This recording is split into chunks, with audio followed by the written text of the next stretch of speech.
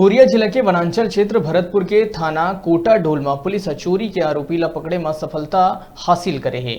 ओकर तीर ले नगदी के साथ लगभग 23,294 रुपया कीमत के सामान बरामद करे गए है।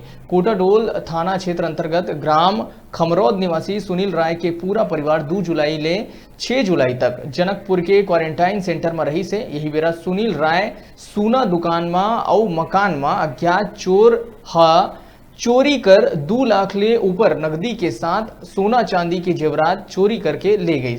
ये मामला सुलझाए में पुलिस ला कड़ा मशक्कत करेला पड़ी। बाद में पुलिस मुखबिर ले सूचना मिले के बाद रोशन लाल नाम के आरोपी ला गिरफ्तार कर ली। वहीं दूसर आरोपी देवी दीन फरार हो गए।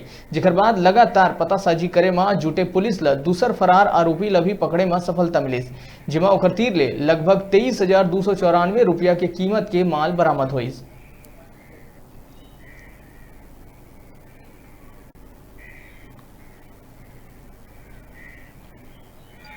हाँ, दिनांक 5/7/2020 को ग्राम खमरौद में सुनील कुमार राय के घर में अज्ञात चोरों के द्वारा सोना चांदी नकदी रकम टूल बॉक्स साड़ी कपड़ा जेवरात चोरी करके ले गए थे। इसमें से एक आरोपी सोनू उर्फ रोशन लाल प्रजापति से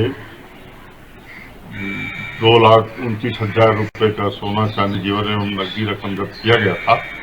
उसका सहयोगी देवी दीन हयाम ग्राम खमरौद को आज मुखबिर द्वारा सूचना मिलने पर भोर में उसको तलब किया गया। पूछताछ करने पर मेमोरेंडम कथन में बताया कि मैं जिस चोरी के नकदी सिक्का एवं नकदी रकम को अपने घर में छुपाकर हम ट्राली बैग कपड़ा को रखा हूँ, चलिए चल कर दे देता हूँ। इस बात पे उसके घर में जाकर आरोपी देवी दीन के द्वारा निकाल कर पेश किया।